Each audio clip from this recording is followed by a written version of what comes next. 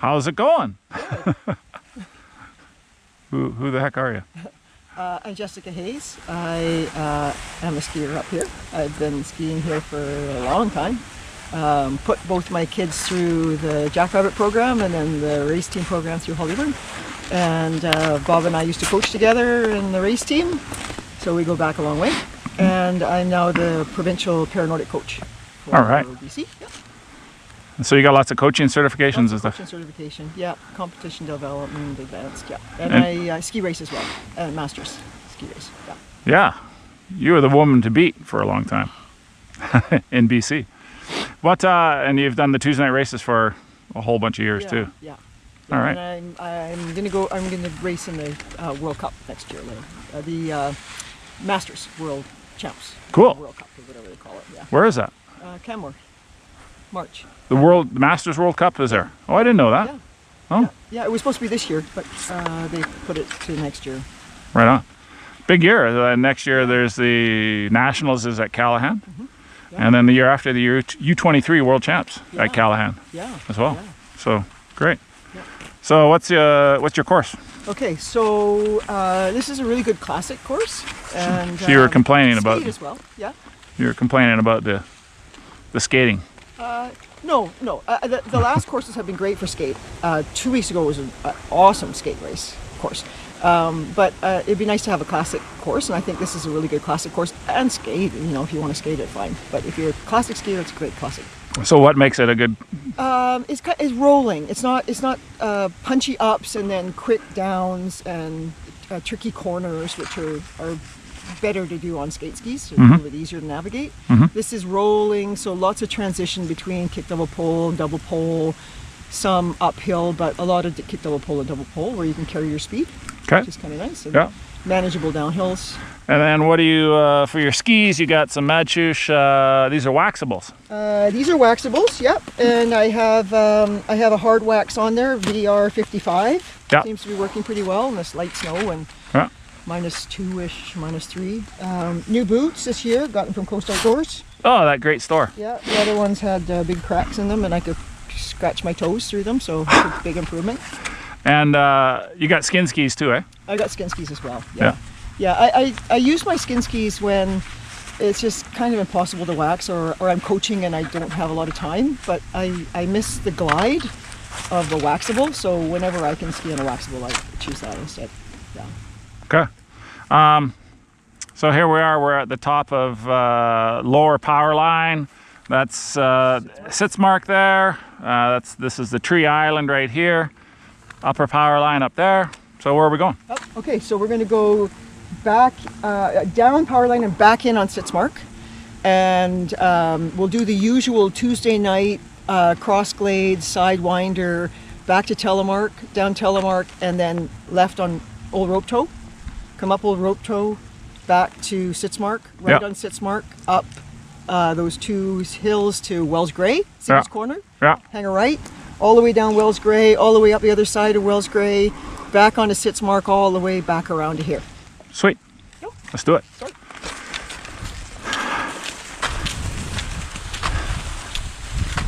Hello everyone, we are back and we are now looking at week 6 and what's coming up next. My name is Buzz, I'm joined by co-owner Bob Putnam. How was the course, Bob? Oh, it was a fun course. Yeah, it was great to ski with Jessica, and she's made a sort of a course optimized for classic skiing. Well, I think she gives an explanation in this as to why it's more suited to classic. What was it like skating it though? Oh, it's a nice rolly course. I mean, the hills aren't too hard, and so you can keep your speed up, and you can keep rolling along nicely. So glide is really important. So if you can keep your glide going, it's a nice fast course. So a lot of double poling these days. Double poling.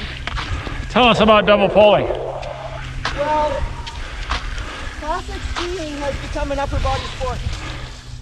So I'm just going to interject here. Unfortunately, the audio wasn't that great. and I'm going to attempt to reiterate what Jessica is saying in this answer. And she was talking about classic skiing being a lot more about the upper body. In particular, double poling is essentially a technique that has taken more precedence in it. And essentially, at the very high level, they've needed to actually create changes to the courses. You know, just things like making the climbs steeper so that, you know, potentially smaller skate skiers can't just, you know, double pole their way all the way through the race. And now there's also technique zones, and where racers are asked to transition into diagonal stride. And the reason they do that is to, you know, keep the essence of the classic technique alive at the highest level. Hopefully I've summarized what Jessica was saying there well anyway.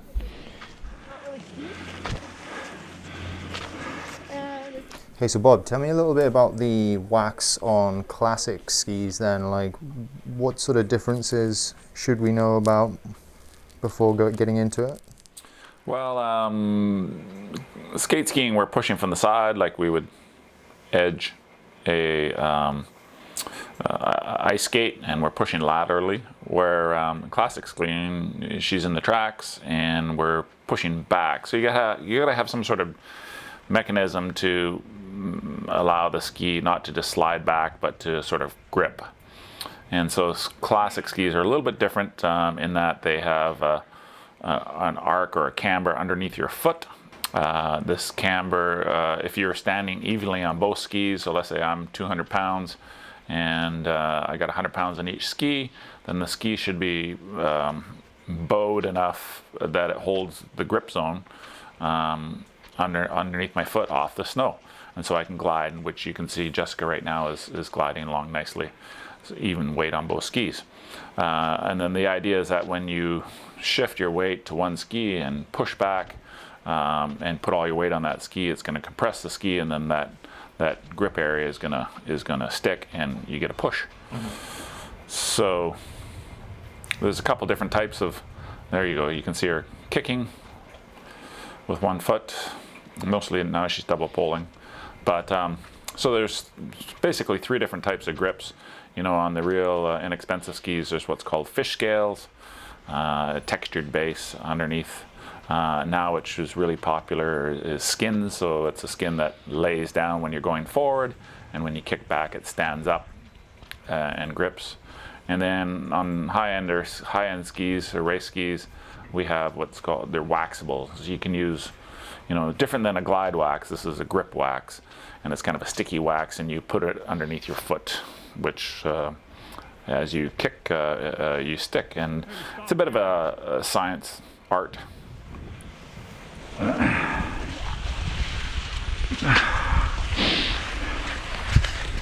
Uh-oh.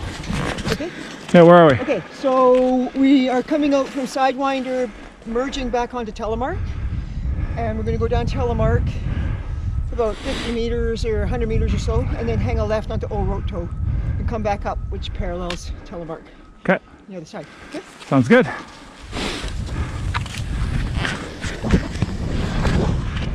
Another newbie question, as per usual, but when you're stopping in classic then, are you getting out to pizza, or will the grip in the middle of the ski bring you to a halt naturally? What happens there? You can do a snowplow, yeah. I mean, in the track, you'll just keep, well, as long as it's going downhill, you'll keep going downhill. So you can take one ski out and do half a snowplow, or you know, you can step out of the tracks completely. So it's a bit of a skill getting in and out of the tracks. So you can see now Jessica's doing kick, double pull up the hill, and now she's diagonal striding. And so that grip zone underneath the ski is allowing her to push up the hill. And so waxing the skis is quite, it's a bit of a art, science, voodoo. And depending on the snow conditions, use different waxes for different snow conditions. You know, if you lived in the interior where the conditions are pretty stable, you can put one wax on and you're good for the whole day. But here on the coast, where if we ski up from the parking lot, the snow conditions can change dramatically. as you go up. And so it can make waxing skis a challenge. So around 0, -1, +1, that's the hardest conditions to wax in. So skin skis are very popular here because they just make life a lot more simple. With classic skiing, it's always a compromise of grip versus glide. So, and one comes at the expense of the other. So if you got lots of grip, you usually got poor glide, and vice versa. So as you fatigue, as you get tired, your weight shift, you can see Jessica's putting all her weight on one ski before she kicks. You know, as you fatigue, then it gets harder and harder to do that. So if you got lots of grip, it's easier to do that, but then you don't get the same glide. So, yeah. And if you look at cheap skis, like basic entry-level skis, the grip zone is about 2.5 feet long. So, you know, they're erring on the side of grip, and sometimes it's essentially walking on skis or going out for a hike on skis. But you can see Jessica here is kicking and gliding and, you know, striding up the hill nicely. So very much a different activity than some people you see are just skiing along, like walking. And that's the nice thing about classic, is that you can kind of tailor it to your fitness. You can go for a hike or a walk or a march. With skate skiing, you kind of got to put in a minimal effort level.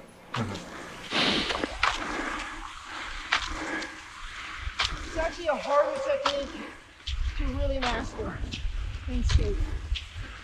There's a lot of nuance to it.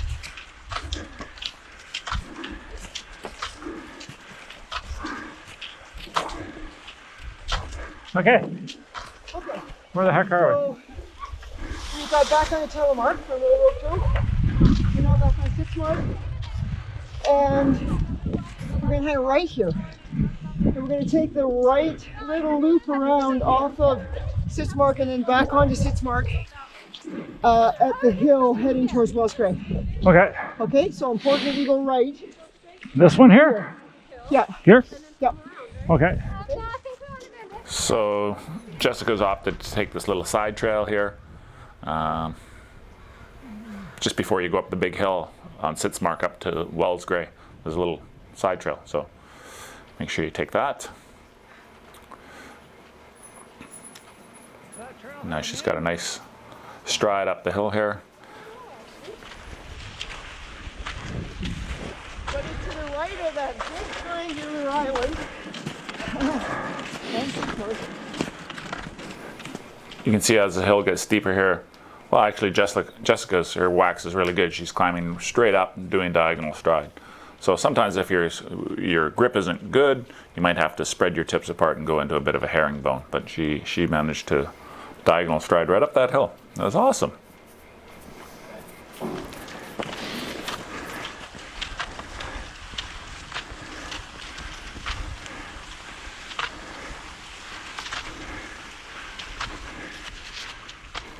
Is it easier to pick up speed outside the tracks as a classic skier, or?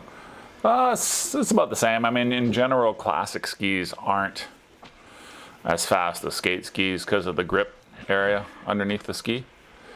The other thing too is if you got waxables and if you're skidding around a corner and if it's icy conditions, sometimes you can you'll find that the grip zone will grab a little bit, whether it's skin skis or fish scales or wax. And if it's wax, you can find that you'll scrape your wax off, and then when you start climbing a hill, you won't have any grip. So it's important to step around the corners as opposed to skidding around the corners with waxables, with any kind of skin ski really. They don't like to go sideways as much.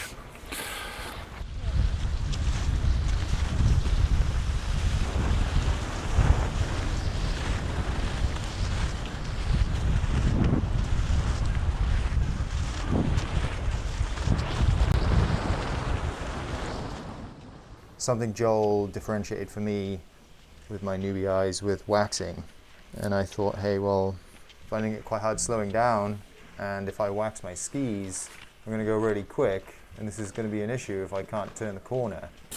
And then, I've been working on my step turn, which, you know, very important. but I've realized, he said, hey, well, if you put wax on your skis, you glide uphill, and so there's less pain on the climbing, and so it's a bit of balancing the both, I guess. Yeah, you're right. Like yeah, Joel's right. And a lot of people will say, oh, I don't want to wax my skis because I don't want to go any faster.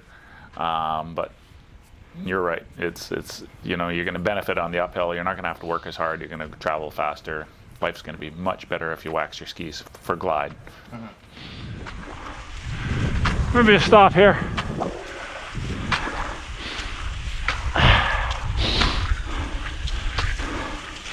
Okay, where are we? Okay, so we're at the bottom of Wells Grade, coming down to the intersection with Sitzmark. And we're going to hang a tight left onto Sitzmark. Tight left? Tight left onto Sitzmark. And then we're going to follow Sitzmark all the way back to the finish. Any safety concerns? Yeah, so stay right when you take your tight left onto Sitzmark, so you can see people coming towards you from the left. Don't cut the corner in the left of the corner, because that's people coming up this way. So stay right like traffic. Okay, Yeah. let's do it. Okay.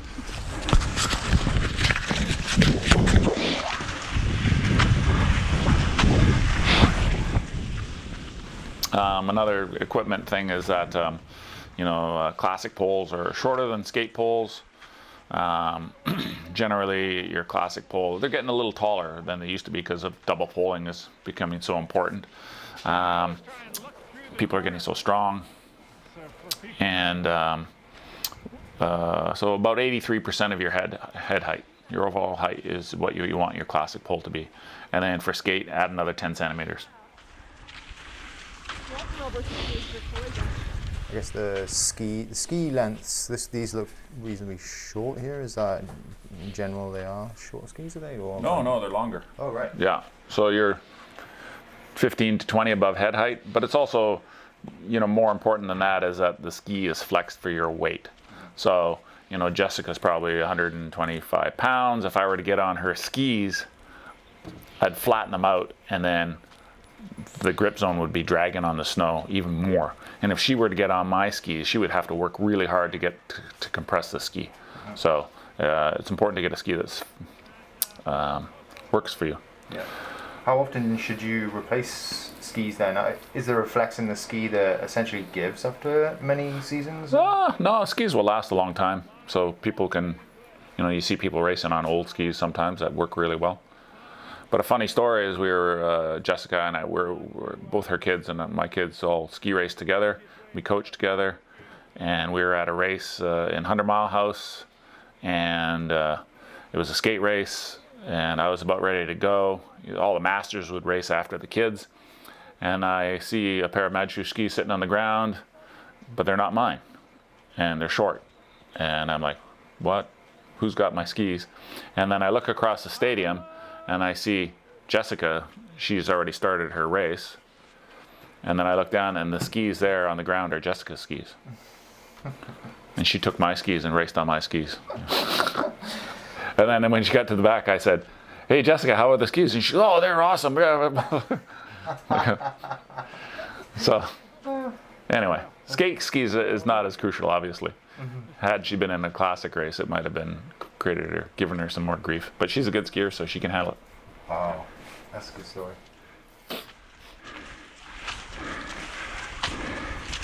Here, hang on here. Oh, you're getting the best attendance record. Yeah, so if you're going to take a course, a ski course in an instructor course, a coach's course in BC, chances are Jessica might be teaching it.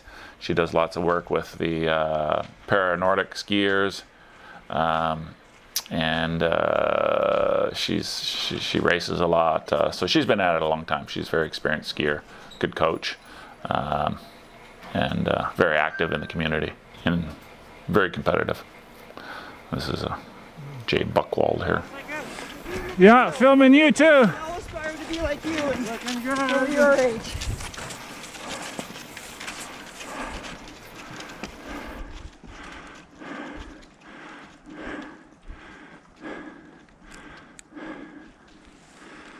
Nice technique, eh? Okay, yeah. She made that look easy. So yeah, Buzz, the pack registration is now open. And what sort of distances, what are the specifics? Do you? Well, in the standard, normally there's a 15, a 30, and a 50K race.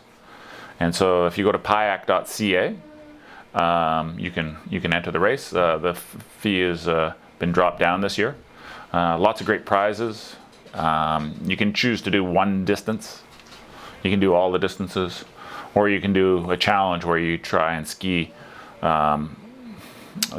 maximum number. You log your distance over from March 6th to the 21st, and there'll be a challenge as to who can ski the furthest during that time.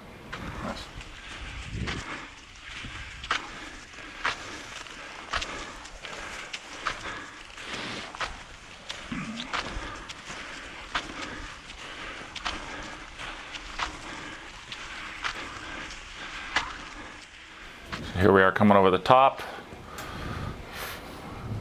Big descent here.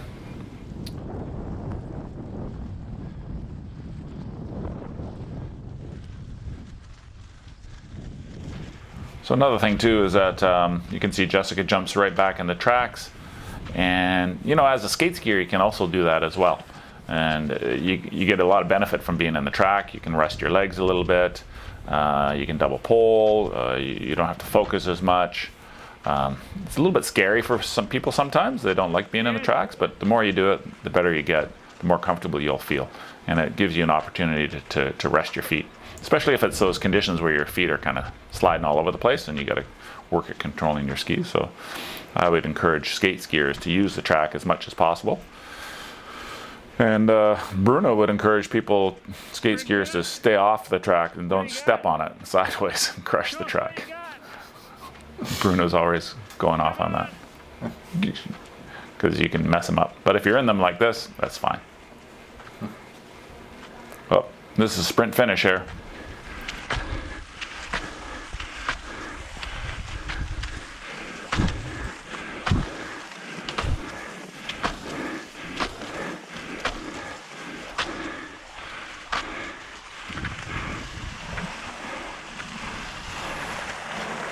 Okay, that's a wrap. Good one. Thanks. Yeah. That was good. Good course. Yeah, I think so. So 2 lappers? 2 laps? How far was that? 3.8. Yeah, 2 laps will be good. Yeah. Okay. Yeah. I guess that's it. Tomorrow we'll give out the prizes. And we're gonna have a prize of loaf.